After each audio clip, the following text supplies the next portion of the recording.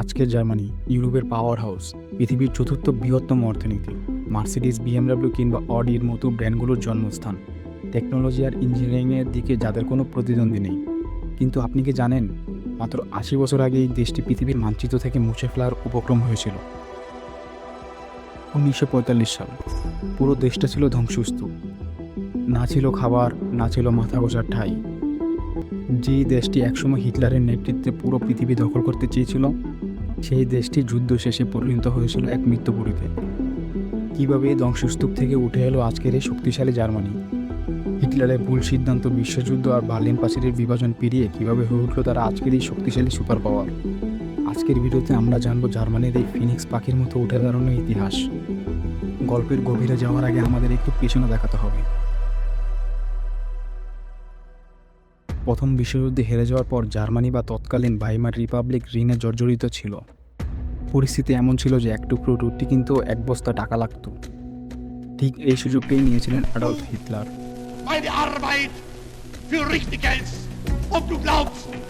তিনি জার্মানদের স্বপ্ন দেখিয়েছিলেন জার্মান আবার শ্রেষ্ঠ হবে। ১৯৩৩ সালে তিনি ক্ষমতায় আসেন, কিন্তু তার এই উচ্চ আকাঙ্ক্ষা জার্মানিকে নিয়ে গেল এক ধ্বংসের দিকে। ১৯৩৯ সাল থেকে শুরু হলো দ্বিতীয় বিশ্বযুদ্ধ। হিটলারের নাসি বাহিনী পোল্যান্ড থেকে প্যারিস পর্যন্ত দখল করে নিল। কিন্তু ইতিহাসের নির্মম পরিহাস, যে যুদ্ধের মাধ্যমে তারা বিশ্বজয় করতে চেয়েছিল, সেই যুদ্ধই তাদের শেষ করে দিল। ১৯৪৫ সাল। হিটলার বাংকারে আত্মহত্যা করলেন। মিত্রশক্তি আমেরিকা, ব্রিটেন, রাশিয়া জার্মানিকে ধুলোয় মিশিয়ে দিল। ড্রেসডেন বা হামবুর্গের মতো শহরগুলো তখন লাশের সারি। জার্মানির ইতিহাসে একে বলা হয় স্টুডেন্টুল, অর্থাৎ সব শেষ, এখান থেকে আবার নতুন করে শুরু করতে হবে। যুদ্ধ শেষ হলো, কিন্তু জার্মানির কপালে শান্তি জুটল না। দেশটিকে দুই টুকরো করে দেওয়া হলো। একদিকে পশ্চিম জার্মানি, যা নিয়ন্ত্রণ করছিল আমেরিকা, ব্রিটেন ও ফ্রান্স। অন্যদিকে পূর্ব জার্মানি, যা ছিল সোভিয়েত ইউনিয়নের দখলে। একই দেশ, একই মানুষ, কিন্তু দুই ভিন্ন ভাগ্য। পশ্চিম জার্মানি ধীরে ধীরে এগোতে শুরু করলো ক্যাপিটালিজম আর গণতন্ত্রের দিকে, আর পূর্ব জার্মানি আটকা পড়লো কমিউনিস্টদের কড়া শাসনে। আর এই বিভাজনকে পাকাপোক্ত করতে ১৯৬১ সালে তৈরি করা হলো বার্লিন ওয়াল।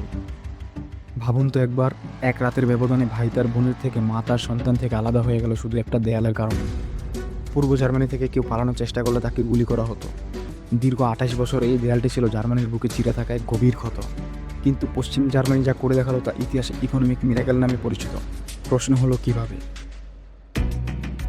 এর উত্তর হলো অদম্য পরিশ্রম। আমেরিকার দেওয়া আর্থিক সাহায্য ও মার্শাল প্ল্যান কাজে লাগিয়ে জার্মানরা ইন্ডাস্ট্রিগুলো আবার গড়ে তুলতে শুরু করলো। তবে সবচেয়ে বড় অবদান ছিল জার্মান নারীদের, যাদের বলা হতো রাবল ওয়েমেন। পুরুষরা যখন যুদ্ধে নিহত বা বন্দী, তখন এই নারীরা খালি হাতে ধ্বংসস্তূপ ছড়িয়ে শহর পরিষ্কার করেছিলেন। জার্মানির ফোকাস ছিল কোয়ালিটি ম্যানুফ্যাকচারিংয়ের উপর। তাদের নীতি ছিল, আমরা সস্তা জিনিস বানাবো না, আমরা সেরা জিনিস বানাবো। ৫০ দশকের মধ্যে মেড ইন জার্মানি ট্যাগটি সারা বিশ্বে প্রতীক হয়ে উঠল। ভক্সওয়াগন বিটেল গাড়িটি হয়ে উঠল পুনরুত্থানের সিম্বল। অবশেষে এলো সেই মহেন্দ্রক্ষণ। ১৯৮৯ সালের ৯ই নভেম্বর পূর্ব জার্মানির মানুষ বিদ্রোহ করল। হাজার হাজার মানুষ জড়ো হলো বার্লিন প্রাচীরের সামনে। পতন ঘটল ইতিহাসের অন্যতম ঘৃণ এই দেয়ালের। ১৯৯০ সালে দুই জার্মানি আবার এক হলো, কিন্তু চ্যালেঞ্জ এখনও শেষ হয়নি। পূর্ব জার্মানির অর্থ ছিল দুর্বল, তাকে টেনে তোলার দায়িত্ব ছিল পশ্চিম জার্মানির। বিশাল অঙ্কের টাকা খরচ করে বড় বড় বিল্ডিং তৈরি করা হলো। আজকে জার্মানি সেই ত্যাগের ফসল। তারা প্রমাণ করল, অস্ত্রের জোরের চেয়ে ঐক্যের জোর অনেক বেশি। এবার আসি বর্তমান সময়ে। জার্মানি আজ শুধু ইউরোপের নেতা নয়, টেকনোলজির এক বিশাল হাব। অটোমোবাইল ইন্ডাস্ট্রিতে তাদের একচ্ছত্র আধিপত্য। মার্সিডিজ, বিএমডব্লিউ, অডি, পোর্শে ও ভক্সওয়াগন গাড়ির জগতে আভিজাত্য মানেই জার্মানি।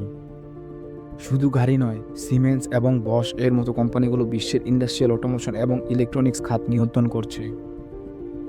সফটওয়্যার জগতেও তারা পিছিয়ে নেই। এসএপি বিশ্বের অন্যতম সফটওয়্যার কোম্পানিগুলো, যা জার্মানিদের তৈরি।